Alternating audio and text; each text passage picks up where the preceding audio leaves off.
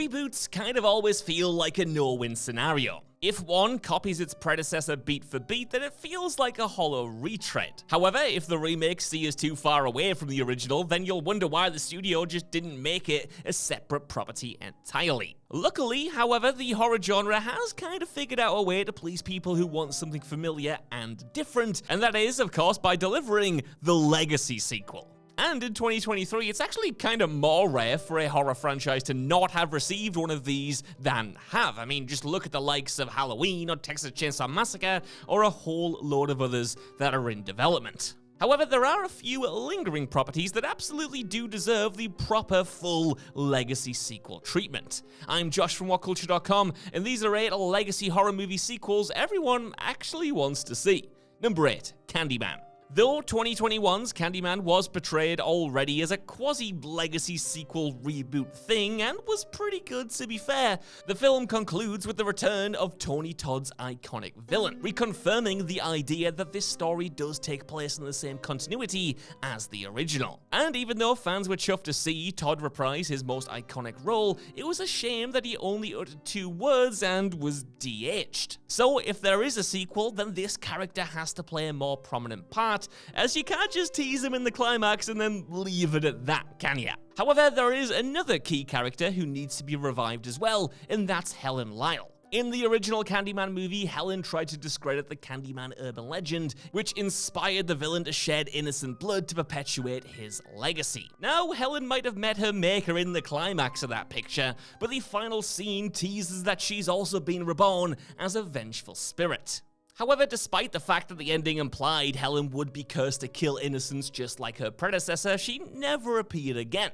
Although her voice can be heard during a flashback in 2021's Candyman, the character is noticeably absent throughout. And yeah, while her appearance would go against the strong mythos established in the reboot, which was incredibly rich, she doesn't have to be the Candyman herself, but rather another vengeful spirit born from a different kind of trauma. There's no reason you can't have both characters in the movie, is all I'm saying. Number 7, Evil Dead. Now, hold up a second. I know we're getting Evil Dead Rise later this year, and yes, it looks absolutely incredible. As a big fan of the 2013 reboot myself, I genuinely can't wait for this, and I am so glad that it exists, and I'm also glad I get to see it in the theaters. But the thing is, if you can't tell already, I am a very greedy man, and despite getting a great reboot, a continuation TV show, and the upcoming Rise, part of me still pines for a proper horror-focused Evil Dead 4, starring Bruce Campbell and directed by Sam Raimi. And yes, I know we got some Sam Raimi directed episodes of Ash vs. the Evil Dead, and they were great, but they weren't a full movie, were they? Picking up with an older Ash and with Raimi given a proper budget and resources to do a 4th film right still keeps me up at night dreaming of the possibilities. Sadly, I just need to come to terms with the fact that this is never actually going to happen. Campbell has fully retired from the role in live action, and Raimi understandably is fine to simply produce the franchise and find other fresher talents to take the reins of his horror baby. And again, that is awesome, but God, I'm just so greedy for this franchise. Number 6, The Mummy. Brendan Fraser is back, baby, and the more interviews he does, the more it seems like a 4th Mummy movie is only a matter of time. And while yes, the original film is as much of an action-adventure as it is a horror, I'm still counting it here because a 4th flick absolutely should continue to embrace the darker aspects of the first 2 flicks in particular. Like, bring back the scarabs, bring back people having their skin and bones sucked off their body, and bring back the horror-inspired filmmaking. And of course, bring back the characters while you're at it. If a 4th movie were to happen, we need Brendan Fraser's Rick, Rachel Weisz's Evie, and of course John Hannah's Jonathan at minimum. Catch up with these characters older, maybe not wiser, being the only experts on a returning threat. If Indiana Jones can come back for another round, then The Mummy definitely deserves a shot too. Number 5, Friday the 13th. It's hard to pinpoint the protagonist of the Friday the 13th series. Alice, of course, was the heroine of the first installment, but was axed off pretty quickly in the sequel. And although Tommy Jarvis has made the most appearances and even killed Jason dead, he kind of acts like a different character each time he's on screen and didn't speak at all in one entry. So, according to some horror veterans, the true final girl is actually the protagonist of Friday the 13th Part 2, Ginny Field. Not only is she smart, resourceful, and adaptable, she's one of the only main characters who didn't wind up dead. And so, because she's one of the few who walked away from Jason Voorhees with all of her limbs and organs intact, Ginny has grown quite a fanbase. And in fact, originally, Friday the 13th Part 3 would have centered around Ginny locked in a psychiatric institution, with the machete-wielding maniac breaking in to exact his revenge. However, actress Amy Steele passed on the offer, worried that she would be typecast if she kept associating with the franchise. But since Steele recently reprised the role in a 2021 fan film, it's safe to assume that she's game for having a rematch with the hockey mask-wearing psychopath in an official sequel. And no, I'm not saying they should just take the original storyboard for that movie and regurgitate it years later, but it would be cool to get a proper legacy sequel for this franchise and see some characters return. Until then, though, I guess we'll just have to make do with that prequel series that's coming.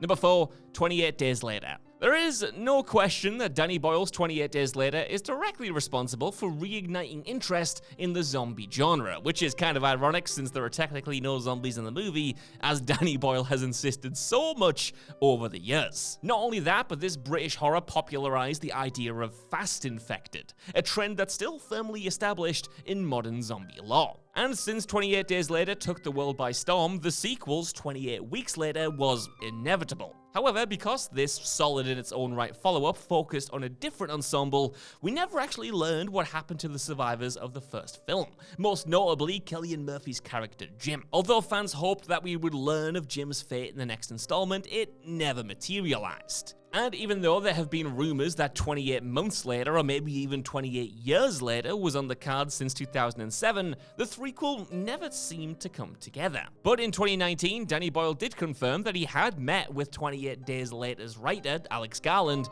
to discuss the story of a potential third film. Better still, star Cillian Murphy stated that he would love to revisit the franchise, meaning it's very possible that 28 months later, or whatever it's called, will be a direct continuation of Jim's story. And God, please guys, do it for me. I have been checking the IMDb page for this movie since like 2008 or 9 or whatever it was. I feel like I've been waiting for it my entire life. Please, finally do it.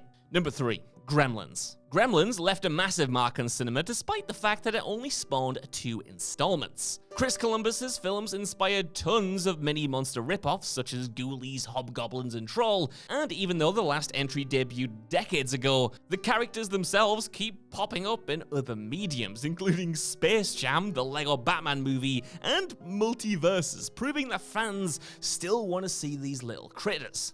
But if a Gremlins film is in the works, let's hope it's a sequel rather than a reboot.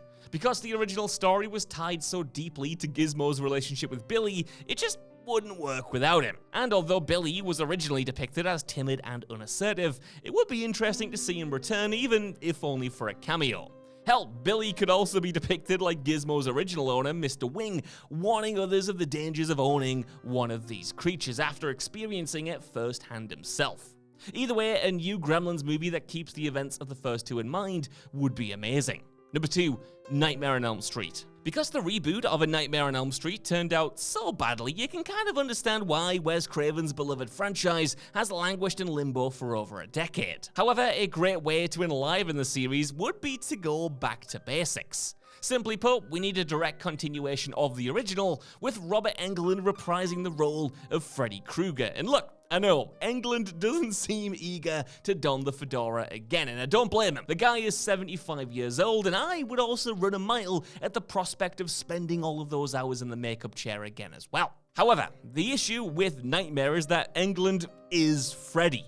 Even a great actor like Jackie Earle Haley couldn't do the character justice because it's such a dedicated performance. Hope is alive for this one though, as Jason Blum just last year said that he was confident that he could lure Englund back to the role. Blum has of course revived Halloween with a legacy sequel trilogy and is planning the same for The Exorcist, so hey, why stop there? Let's go all the way and pick up in a world where Freddy returns after his original killing spree is all but being forgotten about.